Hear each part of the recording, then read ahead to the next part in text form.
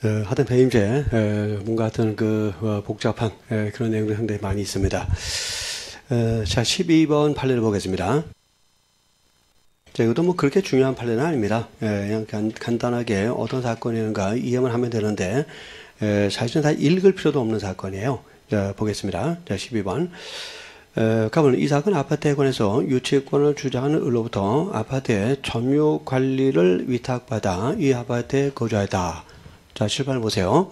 자, 을이 갑한테 아파트에 대해서 점유와 관리를 해달라고 갑한테 맡긴 겁니다. 그래서 그건 뭡니까?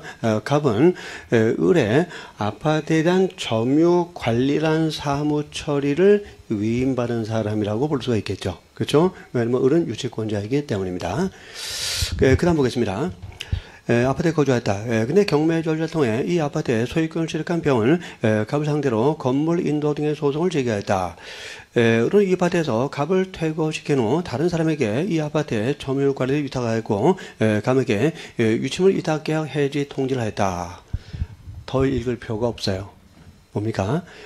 점유 관리를 위탁했다가 위탁을 해지해 버렸다는 겁니다. 그럼 뭡니까? 갑은 이제 더 이상 을의 사무를 처리하는 자가 아니죠.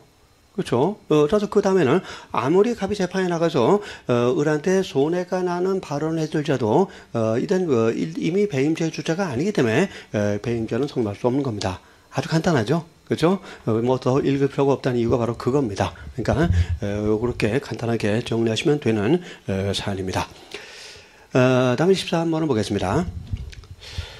회사 대표이사 등이 임의에 비하여 회사라 하여금 다른 사부자와 용역계약을 체결하게 하면서 적정한 용역비의 수준을 벗어나 부당하게 과다한 용역비를 정하여 지급하게 한 경우 회사에 가한 손해는 얼마인가? 이것도 단순합니다. 그래서 지급한 용역비와 적정한 수준의 용역비의 차액, 그것이 이제 손해가 된다는 것이 판례에 태납니다. 그러니까 지급한 용역비 전액이 아니다라는 거죠. 그 점 주의하세요. 출제는 그거 가지고 함정을 팔 수가 있습니다. 그래서 지급한 용역비와 적정한 용역비 사이의 차액, 그걸 이제 손해로 봤다는 거, 그것만 기억하시면 별 문제가 되지 않습니다. 자, 다음에 14번 판례, 대단히 중요한 판례죠. 역시 그 전원 합의체 판결이고, 과거의 판례하고 이제 뭐가 달라졌는지를 정확하게 이해를 하셔야 될 겁니다. 갑주식회사 대표이사의 A는 갑주식회사가 본인이고 대표이사 A는 갑회사의 사무를 처리하는 사람입니다. 타인의 사무를 업무상 처리한 사람이에요. 자신이 별도로 대표이사를 맡고 있던 을주식회사의 병은행에 대한 대출금 채무를 담보하기 위해서 병은행에 갑회사 명의로 액면금 29억 9천만 원의 약소금을 발행해 주었지만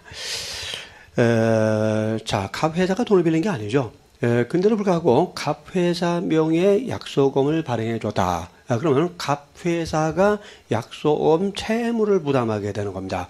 돈을 빌리도 않았는데 채무를 부담하게 되는 거니까 이러한 엄의 발행을 갑회사한테 손해를 끼치는 행동이라고 볼 수 있겠죠. 그래서 배임행위에 해당한다고 볼 수가 있습니다.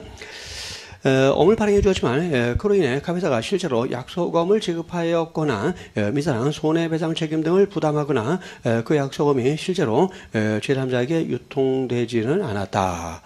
자, 우선 배임은 되기는 되는데 배임이 기수가 될 것이냐 미수가 될 것이냐, 여기서 판례가 이제 변경된 겁니다.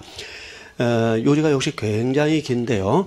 판결요지 2번에서 그 나번 항목이 가장 중요합니다. 거기에 이제 중요한 내용이 다 들어있어요.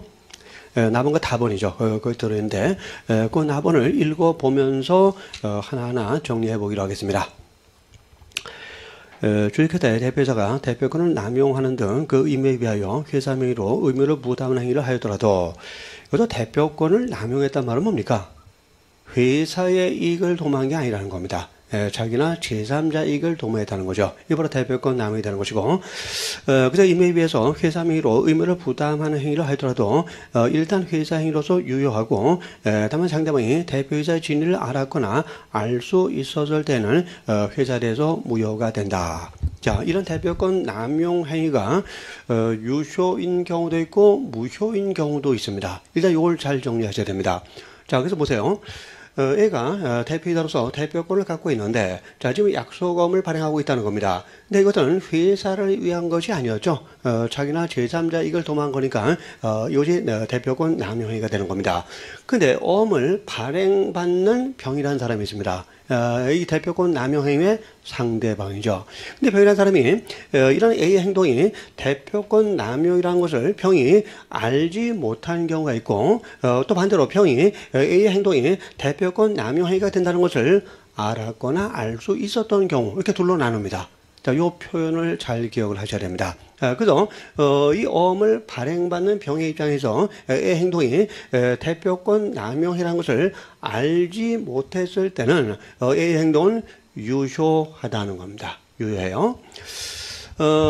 근데 반대로 병이 A의 행동이 대표권 남용이라는 것을 알았거나 또는 알 수 있었던 경우에는 이런 대표권 남용 행위는 민법상으로 무효가 된다는 것입니다. 그래서 유효일 때는 배임죄는 기소되고 무효일 때는 배임죄는 미수가 된다는 것이 판례의 결론입니다.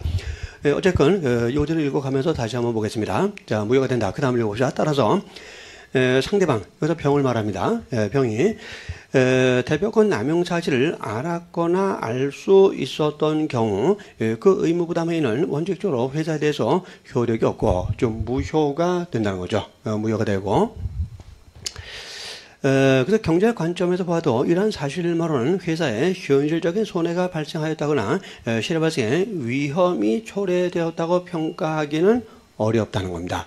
그래서 위험이 초래됐다면 기소가 되는 건데 위험이 초래됐다고 할 수 없기 때문에 배임죄는 미수로 봐야 된다는 겁니다. 자, 요 미수 주의하시고 또 배임죄 미수범이 된다. 그 다음 읽어봅시다. 그리고 상대방이 대표권 남용 사실을 알지 못하였다. 자, 요 첫 번째 경우죠. 알지 못한 경우를 말하는데 등의 사령에 있어 그 의무담 행위가 회사에 대해서 유효한 경우. 자, 이때는 이제 그 의무부담 행위가 회사에 대해서 유효하다는 겁니다.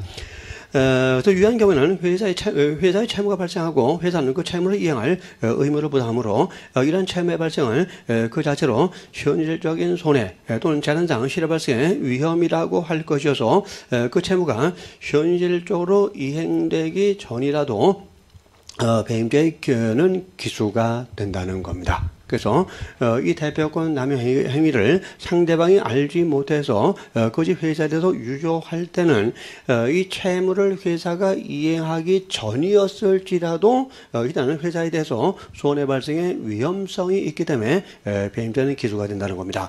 자, 거기서 눈여겨봐야 될 문장이 뭐냐? 채무가 현실적으로 이행되기 전, 이 표현입니다. 자, 채무가 현실적으로 이행되기 전. 그래서 회사가 돈을 지불하지 않았을지라도 회사에서 돈이 나가지 않았어요. 돈이 나가지 않아도 나갈 위험성이 있다는 거죠. 자, 왜 위험성이 있는 거죠?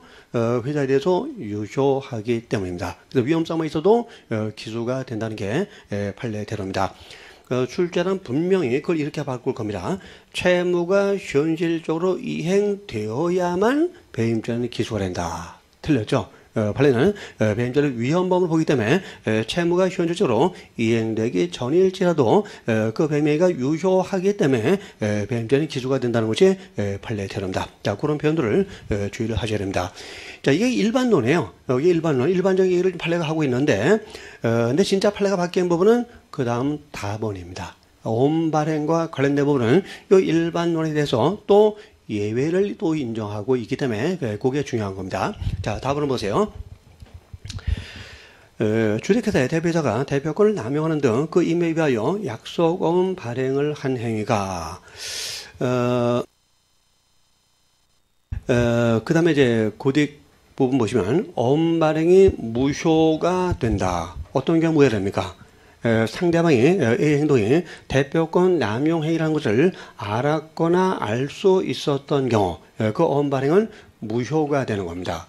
자, 이때 무효일 때는 배임죄가 미수가 되는 게 원칙이죠. 그렇죠? 근데 판례는 엄 발행에 대해서는 또 예외를 인정해서 기수가 되는 경우도 있다고 얘기하고 있는 겁니다. 이건 예외적인 겁니다. 자, 그 다음 보겠습니다.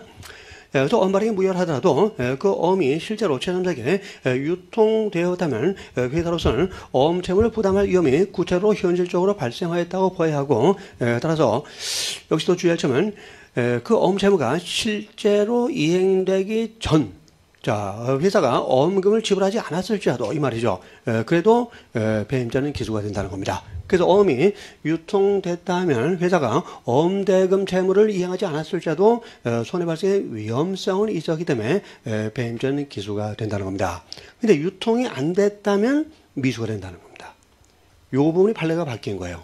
과거에는 유통이 되지 않았을지라도 유통될 위험성만 있다면 배임자는 기소가 된다는 것이 종전 판례 입장이었습니다. 근데 이제는 유통되지 않았다면 배임자는 미수로 봐야 된다는 것으로 판례가 바뀐 거예요. 그래서 과거에는 유통되지 않은 경우까지 기소로 봤는데 여기에 이제 미수로 바뀌었다는 거, 그 점만 주의를 하시면 됩니다. 그래서 바뀐 거 한번 읽어보죠. 그러나 약속 어음발행이 무효일 뿐만 아니라 어음이 유통되지도 않았다면 회사는 어음발행의 상대방에게 어음 채무를 부담하지 않기 때문에 특별한 사정이 없는 한 회사에 현실적으로 손해가 발생하였다거나 실효 발생의 위험이 발생하였다고도 볼 수 없으므로 이때는 배임죄 기수범이 아니라 배임 미수죄로 처벌하여야 한다는 겁니다. 이게 바뀐 부분이죠. 그렇죠? 과거에는 유통되지 않았을지라도 배임자는 기수가 된다 그랬는데 이제 유통 안 됐다면 미수가 된다라는 걸로 판례가 바뀌었다는 거 주의를 요합니다. 그래서 혹시 좀 작년판 문제집이나 이런 교재를 가지신 분들은 이 부분을 수정을 좀 해야 됩니다. 그래서 다음 페이지 보시면은 이제 판례가 마지막 아래 내용 보시면 몇 개 판례 번호를 나열하면서 변경한다라고 명시적으로 표현했어요. 즉 유통되지 않아도 기수가 된다는 판례를 이제는 미수가 되는 것으로 변경한다라고 본 겁니다. 그래서 거기 판례 번호가 좀 나와 있으니까 여러분이 혹시 작년판 문제집을 보시는 분들이 있다면 이 판례 찾아보셔야 됩니다. 찾아보셔가지고 기소가 된다는 것을 이제는 미수가 되는 것으로, 유통되지 않았다면 미수가 된다는 것으로 변경을 하셔야 됩니다. 잘못하면 크게 낭패해 볼 가능성이 있어요. 대단히 중요한 내용입니다. 근데 이에 대해서 이제 반대 의견, 별개 의견들이 존재하고 있죠. 어떤 반대 의견이냐? 자, 배임자를 위헌범으로 보는 것에 대한 반대 의견입니다. 그래서 우리 조문상으로는 손해가 발생할 것을 요구하고 있습니다. 근데 손해 발생은 침해를 말하는 거죠. 그래서 배임자를 침해범으로 봐야 된다는 반대 의견이 존재하고 있습니다. 그래서 변호사 시험을 준비하시는 분들의 경우는 이 반대 의견을 또 반대 견해로 역시 정리를 좀 해두셔야 됩니다. 그래서 판례는 위헌범설의 입장에서, 자, 다시 보세요. 채무를 회사가 현실적으로 이행하지 않았을지라도, 자, 회사 돈이 나가지 않았을지라도, 그래서 유통이 됐다면 채무를 회사가 채무를 이행하지 않았을지라도, 즉 회사 돈이 나가지 않았을지라도, 다시 말하면 손해가 없었을지라도 위험성은 있기 때문에 기수가 된다는 거죠. 근데 배임자를 침해범으로 보는 입장에서는 회사 돈이 나가야 됩니다. 회사 재산이 줄어들어야 됩니다. 따라서 채무를 실제로 이행하지 않았다면 침해범설의 입장에서는 요게 기수가 아니라 여전히 미수라고 봐야 된다는 거죠. 그거는 반대 견해가 존재하니까 그것도 따로 정리를 해두시기 바랍니다. 그 중요한 내용 제가 116페이지 그 가운데쯤에서 언더라인을 해놨으니까 그것은 침해범설을 취할 때 그 내용이 된다는 거 정리하시면 됩니다. 그래서 이런 부분에 대해서 혹시 주관식 문제가 나온다면 학설 대립을 써야겠죠. 배임죄 법조성계에서 위헌범설, 침해범설 이렇게 써야 됩니다. 쓰고 위헌범설하고 이제 침해범설 쓰고 그다음에 판례는 위헌범설을 취하고 있다고 하고 그다음에 이제 자기가 결론을 낸 다음에 결론을 사안에 적용해서 해결을 해야 될 겁니다. 자, 그렇게 정리해 두는 게 필요하고요. 근데 이런 원칙에 또 안 맞는 판례가 또 있어요. 다음에 나온 15번 판례입니다. 판례가 이게 문제죠. 같은 경우서 우리가 이제 판례를 공식화하기가 어려운 게 바로 이런 부분들입니다. 판례는 어떤 논리적 일관성 같은 거는 그렇게 관심이 없습니다. 논리적 일관성보다는 구체적 타당성 같은 것을 상당히 중시하고 있는데, 자, 15번 판례, 이것도 최근의 판례이기 때문에 주의를 요합니다. 자, 15번은 보기로 하죠. A는 B와 2억 원씩 투자해서 타이어 매장을 동업하기로 약정하고 갑 회사를 설립하여 자신이 대표이사로 취임하였다. 그럼 A는 갑 회사의 사무를 처리하는 자가 되겠죠. 그래서 갑 회사가 본인이고 A가 제 사무 처리자가 되는 겁니다. A는 동명약정에 따른 투자금을 마련하기 위해서 2억이 필요한데 자신의 부친이 을로부터 2억 원을 차용하면서 갑 회사가 을로부터 2억 원을 차용한다는 내용. 자, 갑회사가 차용하는 게 아니죠. A가 개인적으로 차용하는 거죠. 근데 갑회사가 빌리는 것처럼 만들었다는 겁니다. 차용증 작성해서 주었고, 갑회사 명의로 2억 원을 액면으로 하는 약속금을 발행하여 공증해 주었다. 자, 이것도 뭡니까? 아까 우리가 봤던 것처럼 대표이사가 대표권을 남용해서 약속금을 발행한 경우입니다. 근데 누구한테 발행했나요? 아버지한테 발행했어요. 자기 아버지한테 발행했으니까 아버지는 전후 사정을 다 알고 있었겠죠. 알고 있었어요. 그럼 뭡니까? 아버지는 이것이 대표권 남용이라는 것을 알았거나 알 수 있었던 경우에 해당하게 되는 겁니다. 그러면 이 엄발행 행위는 회사에서 무효가 되는 겁니다. 네 어머니 유통 안 됐어요. 그럼 미수냐? 유통이 안 됐다면 미수라고 했죠. 아까는. 기수라는 겁니다. 이 사람도. 유통이 안 됐지만 이 사안은 기수라는 겁니다. 자, 왜 그런가를 보겠습니다. 약속을 발행하여 공정해 주었다. 그 을은 그 아버지죠. A의 아버지인데 이 약속은 공정중세에 의해서 각 회사의 병재단법에 대한 임대차 보증금 반환 채권에 대하여 압류 및 전부 명령을 받고 병재단법으로부터 갑 회사의 임대차 보증금 중 1억 2,300만 원을 지급받았다. 자, 이 보증금은 갑회사한테 가야 될 거죠. 근데 이제 여기서 을이 지급받게 된 겁니다. 그럼 갑회사는 보증금을 지급받지 못한다는 손해가 생겼죠. 기수라는 겁니다. 그래서 엄사매입죄 기수가 된다는 겁니다. 그래서 아까 유통이 안 되면 미수다. 이 논리가 여기는 안 맞아요. 여긴 유통은 안 됐지만 어떤 보증금 채무를 회사가 보증금을 못 받았고 따라서 그 점에서 손해가 발생해 버렸기 때문에 일단 뭡니까? 그때는 그 을이 그 보증금을 취득함으로써 이 그 갑에다는 보증금을 못 받게 된 거죠. 그게 바로 손해가 되는 거죠. 그래서 손해가 발생했기 때문에 엄사매입자는 기수가 된다는 판례입니다. 그러니까 앞에 논리를 공식처럼 활용하시면 안 되고요. 이 사안은 유통은 안 됐지만 손해는 발생을 했기 때문에 기수가 된다는 판례라는 거, 그거 주의를 하시기 바랍니다. 하여튼 케이스 바이 케이스로 따로따로 정리를 좀 해두셔야 됩니다. 자, 다음에 16번 판례로 넘어가겠습니다. 요것도 이제 비교 판례가 있어요. 구조가 거의 비슷해 보이는데 판례가 이제 다른 결론을 인정했기 때문에 이런 것들 이제 혼동하지 않도록 주의를 하셔야 됩니다. 먼저 비교 판례를 먼저 보기로 하죠. 16번에서 아래에 나와 있는 비교 판례 보세요. 부동산의 피해자 명의의 근저당권을 설정하여 줄 의사가 없음에도 피해자를 속이고 근저당권 설정을 약정해서 금원을 재편취했습니다. 일단 여기다 이렇게 적어보죠. 근저당권 설정 약정.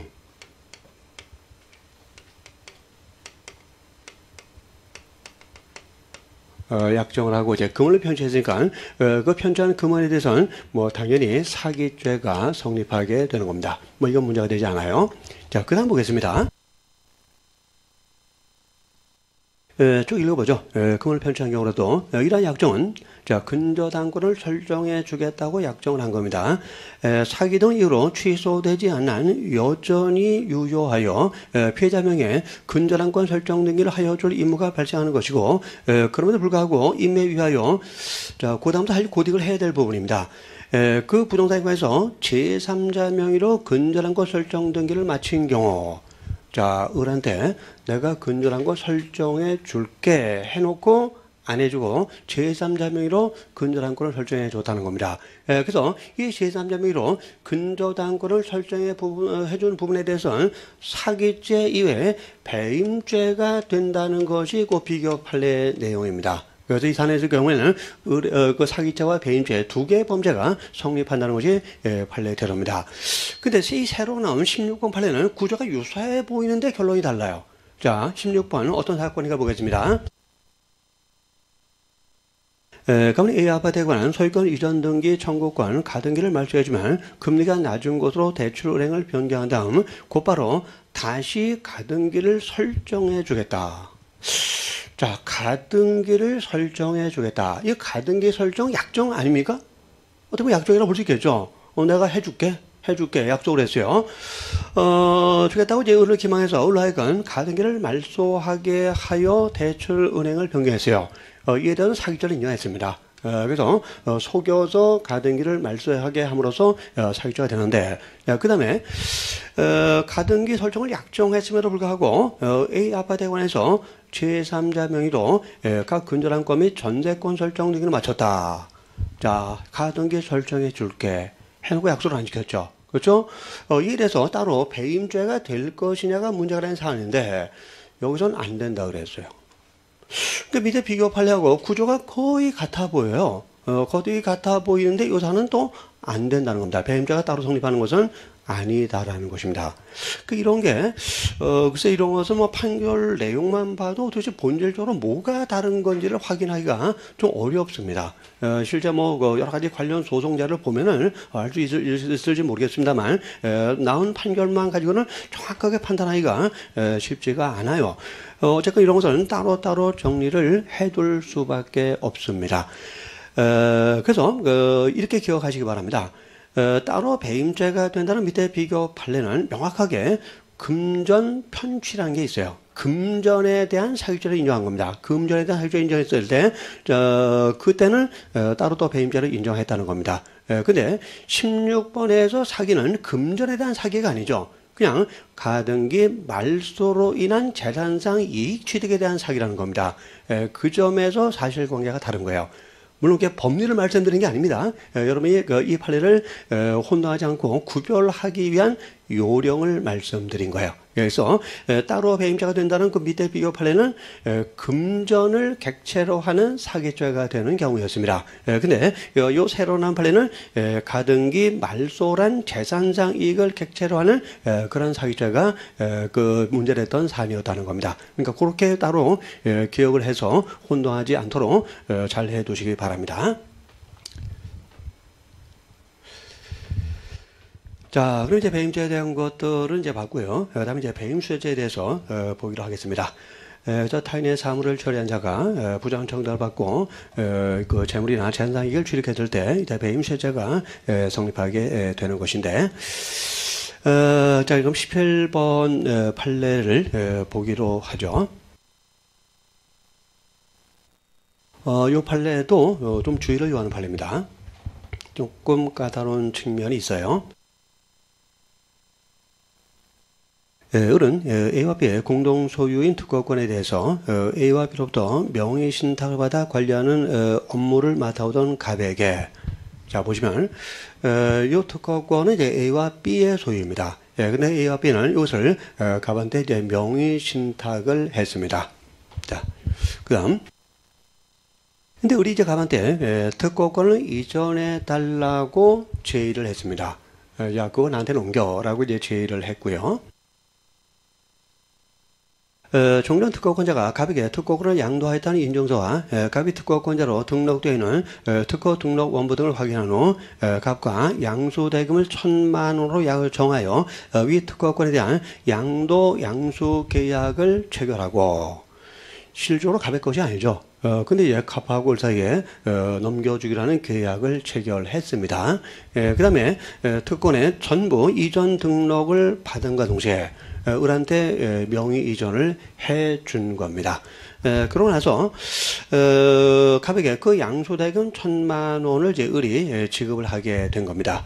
이때 이제 갑과 을의 죄책은 뭐가 되느냐 하는 겁니다. 일단 이 갑이라는 사람은 명의신탁의 목적물인 특허권을 처분한 거죠. 자, 이건 이자가 명의신탁인데, 자, 이자가 명의신탁에서 수탁자가 목적물을 처분하면 횡령죄가 된다고 알고 있죠. 이 횡령죄가 이건 안 되는 사안이에요. 왜 그럴까요? 횡령죄의 객체는 재물입니다. 근데 특허권은 이건 권리고, 권리는 재물이 될 수 없죠. 재산상 이익이 될 뿐이죠. 그래서 요 특허권을 수탁자가 처분한 부분에 대해서는 일단 횡령죄가 되는 것이 아니라 배임죄가 된다는 거. 이게 첫 번째 함정입니다. 그래서 이자간 명의신탁에서 수탁자인 갑이 목적물을 처분했지만 그 처분한 것이 재물이 아니라 재산상 이익이기 때문에 이 부분에 대해서는 갑에게는 배임죄가 성립하게 된다는 거. 이게 첫 번째 함정이에요. 자, 횡령죄가 된다고 오해를 하시면 안 됩니다. 두 번째 쟁점은 이제 을의 죄책입니다. 자, 갑의 특허권을 처분한 갑에게는 배임죄가 되는데, 을은 갑의 배임행의 상대방입니다. 자, 그럼 배임행의 상대방이 을한테 이 갑의 배임죄에 대한 공동정범이 성립할 수가 있느냐, 공범이 성립할 수 있느냐, 이것이 쟁점이 되는 겁니다. 자, 우리 판례는 이 배임행의 상대방에게 무조건 배임죄의 공범을 인정하지 않고 어떤 경우에 배임의 공동정범을 인정하느냐, 그게 중요하죠. 그 1번 조지에서 그 고딕 부분을 보겠습니다. 업무상 배임죄 실행으로 이익을 얻게 된 수익자, 여기서 을을 말하죠. 그래서 특허권을 취득하니까 이익을 얻게 되는 수익자가 되는 겁니다.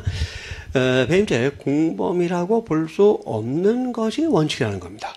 그래서 배임행의 상대방을 이 배임의 그 갑의 행동이 배임이라는 것을 알고 있었을지라도 배임죄 공범이 될 수 없는 것이 원칙이라는 겁니다. 근데 예외적으로 배임죄 공동정범이 되는 경우를 또 말하고 있어요. 이게 중요합니다. 그 다음 보시면 자, 원칙이고 실행의자 해가, 즉 갑의 해가 피해자 본인에 대한 배임행에 해당한다는 점을 인식한 상태에서 배임의 의도가 전혀 없었던 실행의자에게 배임의 일을 교사하거나, 자, 을이 갑한테 배임의 일을 교사했을 때, 그 다음에 또는 배임행의 전 과정에 관여하는 등, 전 과정, 모든 과정이죠. 전 과정에 이제 관여를 하는 등으로 배임행에 적극 가담한 경우, 그래서 이 교사라든가 전 과정 관여를 이제 적극 관여로 보고 있어요.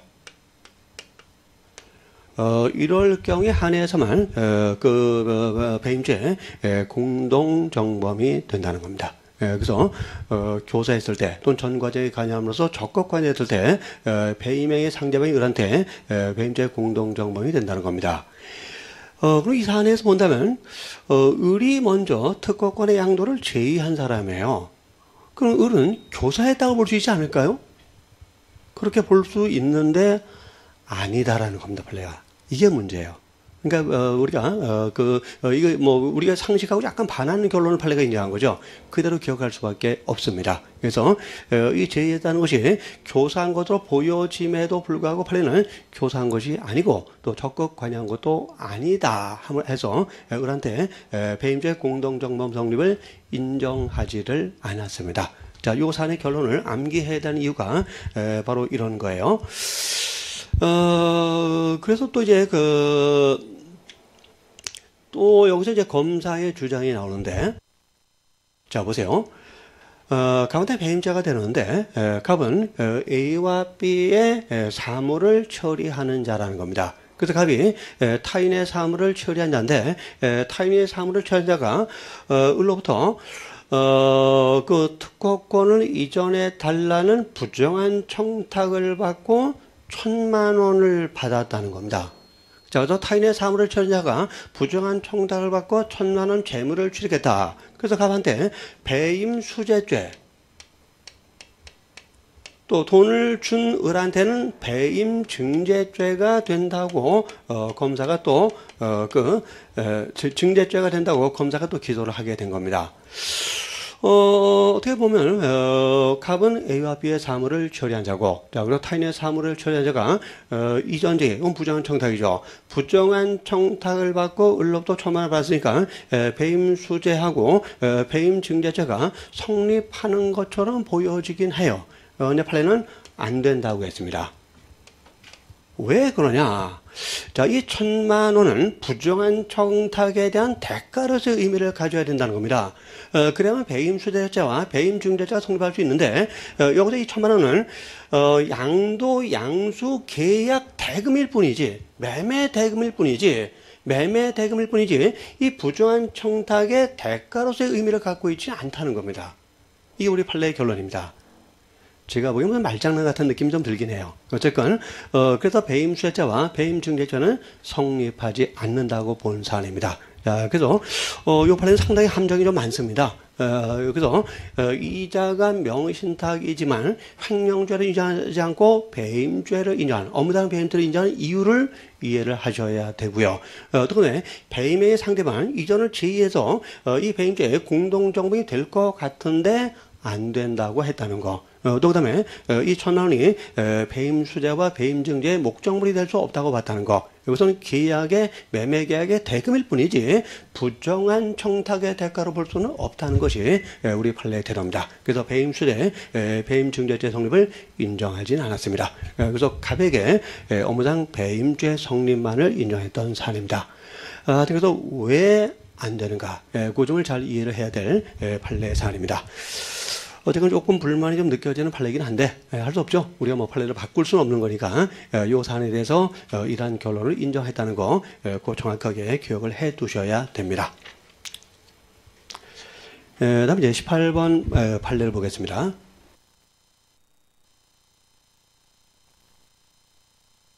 백화점이 면세점에 입점업체 선정 업무를 총괄하는 A는, 자, 그러면 A는 백화점, 면세점의 사무를 처리한 자가 되는 겁니다. 그래서 배임수혜죄 주체가 되는 사무 처리자가 됩니다. 입점업체 대표 갑으로부터 부정한 청탁을 받고 그 대가로 수익금을 딸에게 주도록 갑에게 지시하였고, 다시 말하면 자기가 안 받았다는 거죠. 딸 제3자로 하여금 받게 했다는 겁니다. 그 다음에 또 입장업체 을주계사 대표이사 병으로부터 부정한 청탁을 받고 그 대가를 A 아들 명의로 설립하여 자신이 지배하는 정주택회사 계좌로 돈을 입금하도록 했다. 역시 자기가 직접 안 받고 제3자로 하여금 이 돈을 받게 했다는 겁니다. 사실 이것이 현행법에 따르면 당연히 배임수혜자가 됩니다. 그래서 현행법상으로는 배임수혜죄에서 그 재물은 누가 취득해야 되냐? 타인의 사물을 처리한 자가 취득해도 되지만 제3자가 취득하도록 해도 배임수혜자가 되는 겁니다. 근데 요 판례는 형법이 제3자가 취득해도 배임수혜자가 되는 것으로 개정되기 전에 있었던 그 사안입니다. 그래서 개정 전의 형법에 따르면 이 사무 처리자가 취득해야만 배임수혜자가 성립하고 제3자가 취득했다면 배임수혜자가 성립할 수 없었습니다. 그래서 그 당시 판례예요. 그 당시 사건입니다. 그렇지만 이 사안은 외형상으로는 A가 아닌 딸이나 정주택회사가 취득했지만 그러나 제3자가 취득한 것을 사무처리자가 취득한 것과 동일시할 수 있다면 이건 사무처리자가 취득한 것으로 봐서 배임수혜죄 성립을 인정해야 된다는 것이 또 판례의 태도죠. 그래서 뭡니까? 이건 딸이나 정회사가 취득했지만 A가 취득한 것과 동일시할 수 있다고 했습니다. 그래서 사무처리자가 취득을 했으니까 배임수혜자가 된다는 판례입니다. 근데 현행법에 따르면 이런 논리가 필요 없죠. 그냥 제3자로 봐도 현행법에 따르면 배임수혜자가 얘한테 성립하게 되는 겁니다. 이것은 개정되기 전에 형법을 전제한 내용이니까 하여튼 현행법에 따르면 제3자가 취득해도 당연히 배임수혜자가 된다는 거 곱게 기억해 두시면 됩니다. 그렇게 중요한 사안은 아닙니다. 자, 19번. 갑에 대해서 골프장 건설공사를 총괄하기 위해서 고용된 사장 A는, 그럼 이제 그 갑에서 사무를 처리한 자가 되겠죠. B와 C로부터 부정한 청탁을 받고 그 대가로 B로부터 1억 9,800만 원 입금된 통장을 교부받고 C로부터 예금 인출 기능이 있는 신용카드를 교부받았으나 예금을 인출하여 소비하지는 않았다. 자, 취득했다면 배임수혜자는 기소가 되는데 취득하지 못했다면 미수가 되는 겁니다. 자, 그럼 여기서 취득했느냐? 자, 예금을 인출하지는 않았기 때문에 취득했느냐가 여기서 문제가 된 겁니다.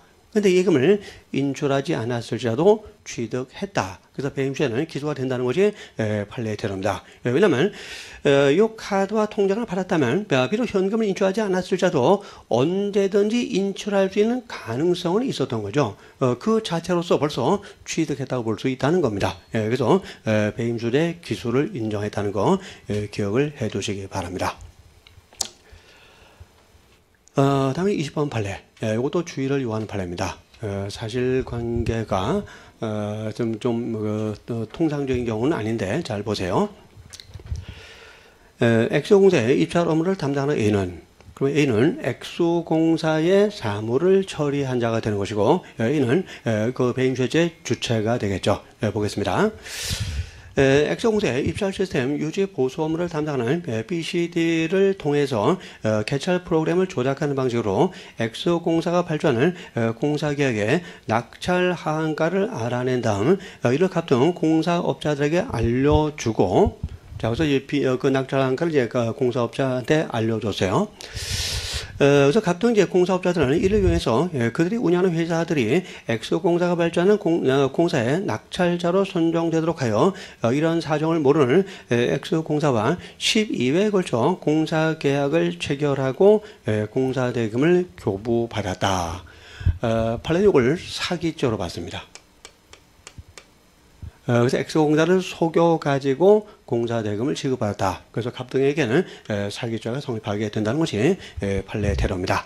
자, 이제 그 다음이 중요한데요. 그와 같으면 사전에 약정한 대로 낙찰 금액의 일정 비율에 해당하는 돈을 A에게 지급하였고, A는 이를 다시 BCD에게 분배하였다. 자, A는 누굽니까? 엑소공사의 사무를 처리한 사람입니다. 그래서 A가 갑등으로부터 부정한 청탁을 받고 그 낙찰 금액 중 일부를 지급받은 거죠. 그래서 타인의 사무를 처리한 자가 임매에 관해서 부정한 청탁을 받고 돈을 받은 겁니다.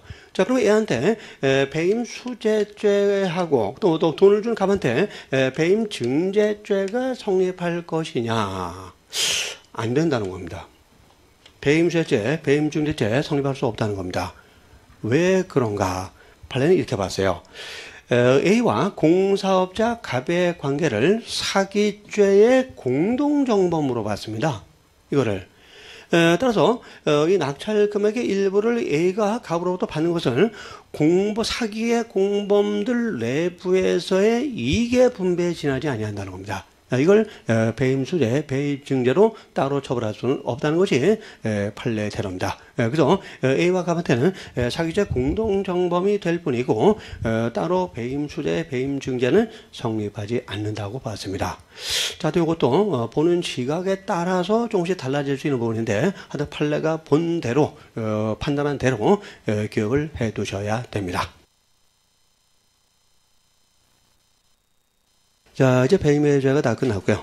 다음에 뭐 손괴죄, 또 권리행사 방해죄가 남아있는데 손괴죄를 보겠습니다.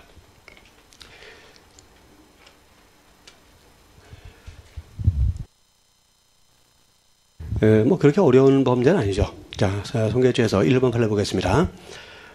가물로부터 이 사건 자동문 설치 공사를 187만 원에 도급받아 시공하면서 계약금 100만 원을 계약 당일 잔금 87만 원을 공사 완료 시 지급하기로 약정하였다. 그런데 갑이 위 공사를 마쳤는데도 잔금 87만 원을 지급하지 못한 상태에서 추가로 이 사건 자동문의 번호키 설치 공사를 도급받아 시공하게 되자 지금 돈 못 받았어요. 그래서 갑은 이 사건 자동문의 작동 중지 예약 기능을 이용하여 이 사건 자동문이 자동으로 여닫히지 않고 수동으로만 여닫히게 하였다. 자, 자동을 수동으로 전환해 놓은 겁니다. 자, 이걸 손괴로 볼 수 있느냐? 이게 쟁점이 된 겁니다. 자, 자동을 수동으로 전환시켜 놨는데 이걸 손괴로 볼 수 있느냐? 자, 우리 손괴죄에서 손괴의 의미는 뭡니까? 손괴를 뭐라고 정의하죠? 우리 막 뭐 부신다 뭐 이렇게 정의하는데 그렇지 않아요. 이 손괴의 형법적 정의는 뭐냐? 소유자의 이익에 반하는 상태 변화입니다. 기억해 두세요. 소유자의 이익에 반하는 상태 변화. 이게 손괴입니다. 자, 이 자동문의 소유자들은 자동이기를 원해요. 그렇죠? 근데 이거 수동으로 바꿔놨다. 소유자의 이익에 반하는 상태 변화를 초래했고, 이게 손괴입니다. 뭐 이거 뭐 버튼 몇 개만 누르면 다시 자동으로 바뀌죠. 그래도 뭡니까? 아주 경미할지라도 소유자의 이익에 반하는 상태의 변화를 가져왔다면 그건 손괴가 되는 겁니다. 판례도 재물 손괴죄 성립을 인정을 했던 사건입니다. 자, 요 판례도 이미 뭐 여러 번 출제가 됐고, 그다음에 출제될 가능성도 매우 높은 사안입니다. 잘 기억해 두시기 바랍니다. 그다음에 2번도 매우 중요합니다. 그럼 이 사건 아파트 입주자로서 영영 신도시 쓰레기 자동 집합시설 건립 반대를 위한 비상대책위원회 위원장인 바, 이 사건 아파트 관리사무소장이 이 사건 그 회신 문서 수취인들의 동의를 받지 아니한 채, 자, 그 회신 문서라는 게 나오죠. 그 회신 문서의 소유자는 누굴까요? 수취인들이죠. 수취인이 소유자입니다. 자, 그거 파악을 하셔야 돼요. 회의문서 수취인데 동의를 받지 아니한 채 위 아파트 엘리베이터 벽면에 게시한 영영시청, 영영신도시 생활쓰레기 자동집합시설 공사 반대 탄원에 따른 회신문서 일부를 임의로 제거했다. 자, 이 문서를 뭐 찢어버린 게 아니죠. 엘리베이터 내부에 붙여놨던 것을 떼어낸 겁니다. 떼어낸 겁니다. 이거를 손괴로 볼 수 있냐, 대문서 손괴로 볼 수 있느냐, 그 문제입니다. 판례 논리를 정리해 본다면 이 문서가 어떻게 게시됐냐에 따라서 결론이 달라진다는 게 판례의 태도입니다. 그래서 이 문서가 지금 엘리베이터 벽면에 붙어 있는데 소유자의 의사에 의해서 게시된 문서였다면 그 문서를 떼어내는 것은 역시 소유자의 이익에 반한 상태 변화가 되는 거죠. 그럼 손괴가 된다는 겁니다. 근데 이 문서가 벽에 붙어 있었지만 소유자의 의사에 의하지 않고 붙어 있었다면 이걸 떼어냈다고 해서 소유자의 이익에 반한 상태의 변화를 초래했다고 볼 수는 없다는 거죠. 일단 손괴가 안 된다는 겁니다. 자, 그럼 이 문서가 그 수취인들의 동의를 받고 붙인 문서인가 봐야 됩니다. 동의를 받지 않았다고 되어 있죠. 그럼 뭡니까? 이것은 소유자의 의사에 의하지 않고 게시된 문서이기 때문에 이걸 떼어냈다고 해서 문서 손괴죄가 성립하는 것은 아니게 된다는 겁니다. 자, 요거 주의를 요합니다. 어쨌든 그 요지가 상당히 중요하니까요. 소유자의 의사에 따라 게시된 문서인지 아니면 소유자의 의사에 반해서 또는 소유자와 의사와 무관하게 게시된 문서인지 이걸 잘 보시고 판단을 하셔야 됩니다. 자, 매우 중요한 판례입니다. 그럼 제1째 마지막 내용으로서 권리행사를 방해하는 죄를 보기로 하겠습니다.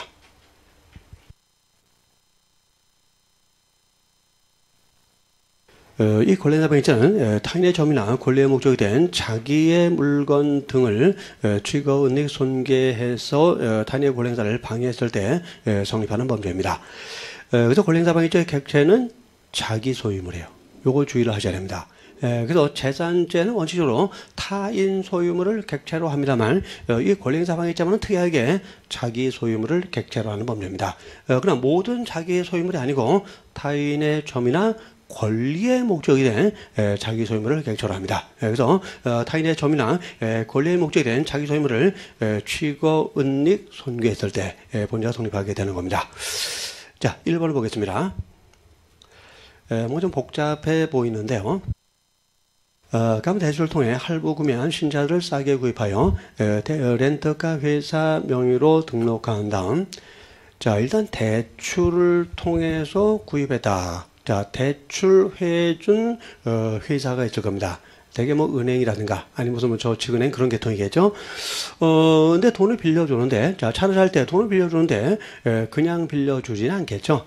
이 돈을 빌려준 쪽에서는 차에 대해서 담보를 설정하고 돈을 대출해주겠죠. 그래서 B 회사가 이 회사에다가 렌트카를 구입할 비용을 대출해주면서 그 자동차에 대해서 저당권, 담보권을 설정하게 된 것입니다. 근데 어쨌든 이제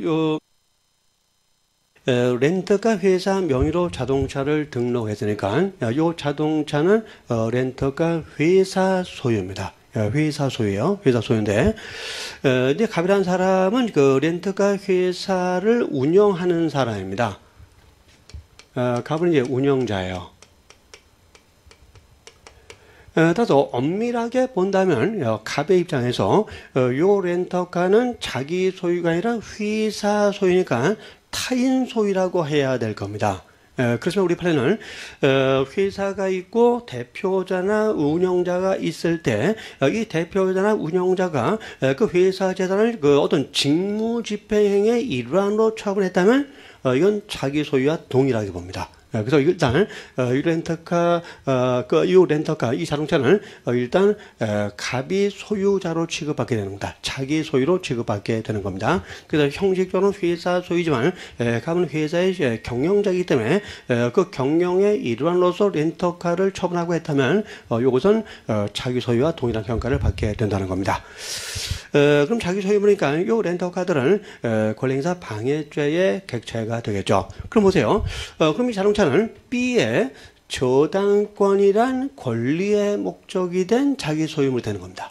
이제 사안이 파악되어 있죠. 그렇죠? 그래서 이 자동차는 B의 대출회사의 저당권이란 권리의 목적이 된 자기 소유물이 되는 겁니다. 이것을 취거, 은닉, 손괴했다면 자, 취건이 손괴죠. 그럼 이제 권리행사 방해죄가 성립하게 되는 건데, 이 사안에서 판례는 갑에게 은닉의 방법에 의한 권리행사 방해죄를 인용했습니다. 어떻게 이 자동차를 은닉했는가? 자, 타인의 저당권의 목적이 된 이 자동차를 어떻게 숨겼는가? 그걸 보시기 바랍니다. 보겠습니다. 그래서 회사 명의로 등록한 다음에 자동차 대여 사업 등록이 취소되어 렌트카 회사 등록 차량들에 대한 직권 등록 말소 절차가 이루어지고 이후 직권 말소된 차량의 번호판을 반납하면 공부상 저당권 등록이 소멸된 새로운 번호로 신규 등록할 수 있다는 사실을 알고 그러니까 법의 어떤 허점을 이제 파악한 거죠. A 렌트카 회사를 설립하고 B 회사 명의로 저당권이 설정된 총 41대 차량을 구매하여 A 회사 명의로 이전 등록한 후 곧바로 차량을 구매자에게 인도하였다. 자, 이게 뭡니까? B 회사의 저당권의 목적이 된 자기 소유물을 인도한 겁니다. 자, 인도해 놓고 그 다음에 또 어떻게 하는가 보세요. 인도했다. 그 가운데는 차량 등록 기준 대수 미달 등을 이유로 A 회사에 대한 자동차 대여 사업 등록 취소 처분하였고 이에 따라 이 차량에 대해서 직권 말소 등록이 이루어졌고 직권 말소 등록이 행해진과 동시에 저당권도 말소가 되어버린 겁니다. 자동차 등록 원본을 보면 저당권이 없는 것처럼 이렇게 되어버렸다는 겁니다. 판례는 어쨌건 이러한 행동을 은닉으로 봤습니다. 은닉. 그래서 타인의 저당권이란 권리의 목적이 된 자기 소유물을 은닉한 경우로 봤다는 겁니다. 이 자동차의 소재를 불명하게 만든 것으로 봤어요. 그래서 권리행사 방해죄 성립을 인정했습니다. 하여튼 굉장히 복잡해 보이지만 어쨌건 그 2번 요지하고 결론 꼭 기억하세요. 출제될 가능성이 있습니다. 자, 다음에 또 2번 판례 보겠습니다.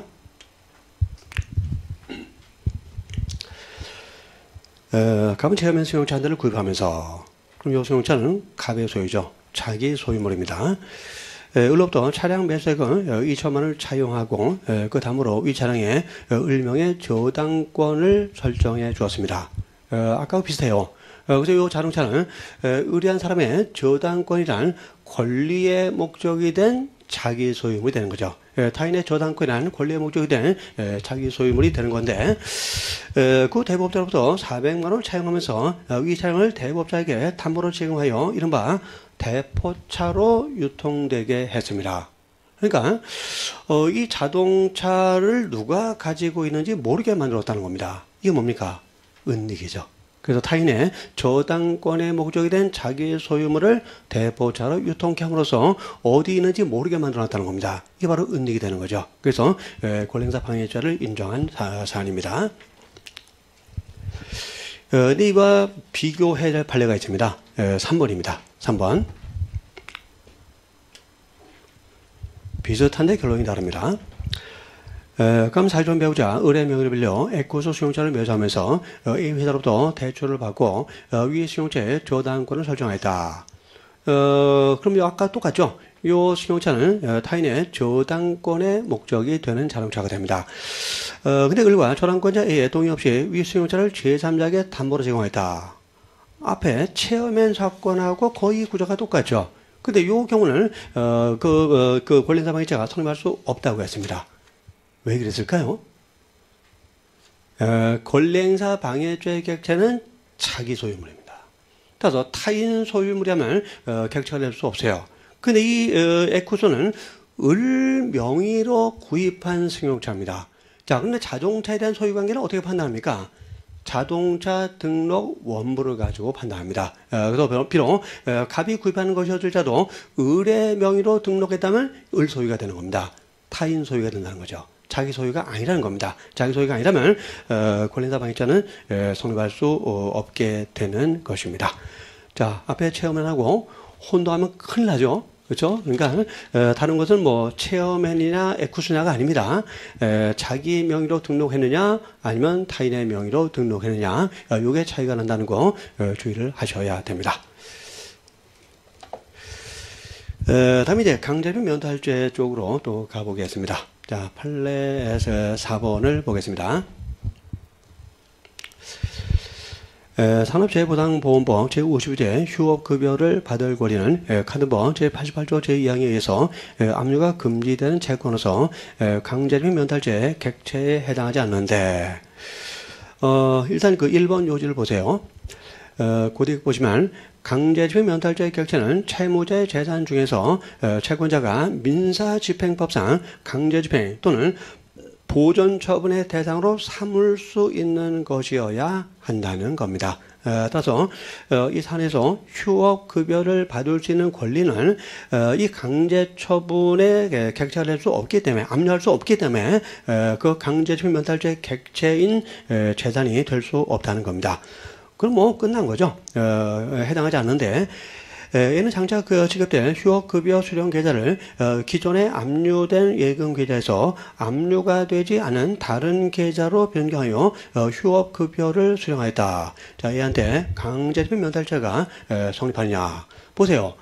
원래 이 급여는 계좌 1번으로 입금을 받던 것이었는데 계좌 1번이 압류당했어요. 그래서 계좌를 바꾼 거죠. 그래서 다른 계좌로 이 급여를 수령했다는 겁니다.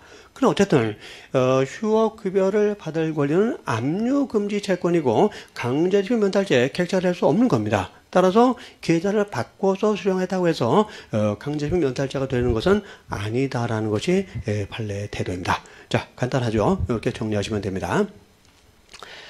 다음 이제 5번을 보겠습니다. A 요양병원을 운영하는 갑은 채권자들이 보존처분이 강제집행을 할 우려가 있는 상황에서 처해되자 국민건강보험공단에 대한 요양급여 대상 채권을 을에게 양도한다는 내용의 채권 양도 양수계약서를 허위로 작성하고, 그럼 뭡니까? 강제집행을 면할 목적으로 요양급여 채권을 허위로 양도했다는 겁니다. 자, 그래서 이제 검사가 이제 이 사람을 강제집행 면탈죄로 기소하게 된 겁니다. 근데 안 됩니다. 왜 안 되는 걸 이해할 필요가 있는데, 이 채권 양도 사실을 국민건강보험공단에 통지했다. 그러나 A 요양병원은 의료법에 의해서 적법하게 개설된 의료기관에 해당되지 아니하여 국민건강보험공단에 대해서 요양급여 비용을 청구할 수 없었습니다. 아예 이 요양급여 비용 채권 자체가 사실은 없다고 봐야 되는 거죠. 적법하게 개설되는 의료기관이 아니었기 때문이다. 그 채권이 없어요. 그럼 채권을 허위 양도했다고도 볼 수가 없다는 거죠. 그런 점에서 판례는 본죄 성립을 이제 부정을 했습니다. 다음에 10번도 그 복잡해 보이지만 아주 단순한 사안입니다. 6번 보겠습니다. 이 사건 토지는 시교회가 A차는 법인의 명시사건 부동산이고, 이 사건 토지에 관한 제1, 제2차 매매계약은 모두 허위여서 그에 기초한 D와 간명의 가스 소유권 이전 등기는 원이 무효이므로 시교회는 이 사건 토지에 관한 명신탁 계약을 해지하고 A 법인을 대하여 D와 갑에게 위 각 소유권 이전 등기의 말소를 청구할 권리를 가지는데, 갑과 을이 공모하여 이 사건 토지에 관해서 을 명의로 허위의 가등기를 맞춰뒀다가 시교회가 이 사건 토지의 소유권을 되찾기 위해서 처분금지 가처분을 하자. 앞에 부분은 사실은 별로 중요하지 않습니다. 그 마지막 지 중요한데, 그 집행을 면탈할 목적으로, 이게 뭡니까? 강제 집행을 면탈할 목적으로, 그죠? 그 다음에 이 사건 본등기를 하였다. 그래서 강제 집행 면탈 목적으로 재산을 빼돌린 거죠. 그런 점에서 갑을에게는 강제 집행 면탈죄가 된다는 것이 판례의 태도입니다. 이거 사실공에 그렇게 중요하지 않아요. 그러니까 너무 거기에 뭐 집착하지 마시고 우리 칠판에 이렇게 간단히 정리해 놓은 거 요거 보시면서 하여튼 강제 집행 면탈할 목적으로 을한테 넘겨준 것은 허위 양도를 한 거죠. 그런 점에서 강제 집행 면탈죄가 되는 그런 사안입니다. 자, 그래서 이제 재산죄에 대한 내용이 다 끝났고요. 다음에 이제 사회적 법익에 대한 죄에서 첫째죄로서 16번 항목에 공안을 해한 죄에서 범죄단체 조직죄 등과 관련된 내용을 보기로 하겠습니다. 자, 1번. 이건 보이스피싱 관련 사건인데 시사성이 있습니다. 그건 매우 중요하니까 사안을 잘 파악을 해 두셔야 됩니다. A와 B등은 총장의 A를 중심으로 간부급 조직원들과 상담원들, 현금 인출책 등으로 구성된 보이스피싱 조직을 만들었어요. 자, 이 보이스피싱 조직 두목도 있고 뭐 간부도 있고 상담원도 있고 현금 인출책도 있고 뭡니까? 이건 범죄 단체라고 볼 수 있는 거죠. 그래서 판례는 이 조직 한 부분에 대해서는 범죄 단체 조직 자 구성을 인정했습니다. 자, 그 다음 피해자를 기망해서 자신 또는 공범들의 계좌와 전혀 무관한 제3자 명의로 명의 계좌로 송금받았다. 자, A와 B의 죄책은 뭐냐? 간단합니다. 일단 범죄단체 조직죄가 성립하게 됩니다. 또 기망을 해서 돈을 송금하는 부분에 대해서는 사기죄가 성립하게 됩니다. 자, 여기서 이제 중요한 건 최소 부분인데 범죄단체를 조직했고요. 또 다른 조직원들을 끌어들여서 가입을 시켰습니다. 그런 가입을 했고 또 그다음에 사기를 통해서 그 범죄단체로서 활동을 했다는 겁니다. 자, 그럼 조직도 했고 가입도 했고 활동도 했는데 이 부분이 각각 별개의 죄가 되는 것이냐 아니면 하나의 범죄단체 조직자가 성립하게 될 것이냐가 문제가 되는데 사실 이 내용은 다음에 보니 2번 판례에 나와 있습니다. 2번 판례에서 그 요지를 한번 보겠습니다. 마지막 줄 보시면 고딕 보시면 범죄단체를 구성하거나 구성 나왔습니다. 이에 가입한 자가 가입 나왔습니다. 그 다음에 더 나아가 구성으로 활동까지 하는 경우 이때는 포괄 일죄가 된다는 겁니다. 그래서 개별적으로 죄가 되는 것이 아니라 구성, 가입, 활동이 포괄해서 한 개의 범죄단체 조직죄를 구성하게 된다는 것이 판례의 태도입니다. 일단 이거 해결됐고요. 근데 활동이 바로 사기죠. 활동이 바로 사기예요. 그러면 사기죄가 별도로 성립할 것이야 문제가 되는데 별도로 성립된다는 게 판례의 태도입니다. 그래서 사기죄도 되고 그래서 사기가 활동에 포함되는 게 아닙니다. 별도로 사기죄가 된다는 겁니다. 그 다음에 또 하나 특별법으로서 범죄수익 은닉규제법 위반죄도 성립하는데 자 이것은 왜냐 제3자 명의로 돈을 송금하기 때문입니다. 이 범죄수익을 은닉한 것에 해당되는 겁니다. 그래서 범죄수익 은닉규제법 위반죄도 성립한다는 거 참고로 알아두시면 됩니다. 하여튼 조직 가입 활동이 각각 별개의 죄가 되는 것이 아니라 포괄해서 일죄가 된다는 거. 또 사기는 사실 보이스피싱 단체의 활동에 포함되는 거지만 그렇지만 별도로 사기죄가 성립하게 된다는 거. 그 두 가지만 기억하시면 별 문제가 되진 않습니다. 다음에 이제 교통방해죄를 보겠습니다. 1번. 공내 출발지는 다른 도로가 있는 상태에서 토지 소유자로부터 일시적인 사용 승낙을 받아 통행하거나 토지 소유자가 개인적으로 사용하면서 부수적으로 타인의 통행을 묵인한 장소에 불과한 도로가 일반교통 방해죄에서 말하는 육로에 해당하는가? 해당하지 않는다는 게 판례의 태도입니다. 자, 왜 안 되느냐? 공공성이 없기 때문입니다. 자, 이 공공성이라는 것은 불특정 다수인들이 자유롭게 통행할 수 있는 도로를 말하는 겁니다. 근데 이것은 일시적인 소유자가 일시적인 승낙을 했을 뿐이기 때문에 공공성까지 지녔다고 보기는 어렵다는 겁니다. 그럼 육로가 아니고 그럼 이 도로는 일반교통 방해죄의 객체에 해당되지 않습니다. 자, 그렇게 간단하게 정리하시면 됩니다. 근데 아주 중요한 판례가 이제 두 개 나온 게 있습니다. 그 집회를 하면서 길을 막은 경우가 있죠. 그죠? 시위를 하면서 길을 막았을 때 이때 일반교통방해죄가 이제 성립하느냐가 이제 문제가 되는데 이제 2번 판례하고 4번 판례가 그 사안의 구조는 같아요. 근데 결론은 다릅니다. 그래서 양자를 잘 구별하셔야 되는데 일단 사안의 특징을 먼저 설명드리면 이 피고인이 처음부터 시위에 참가한 것이 아니라 도중에 참가했다는 겁니다. 자, 7판을 보세요. 그래서 피고인, 이것도 그 갑등이라고 해본다면, 우선 갑이 참가하기 전에 시위대들이 먼저 시위를 하면서, 교통을 차단시켰습니다. 그러니까 시위대들이 도로를 점거했다는 거죠.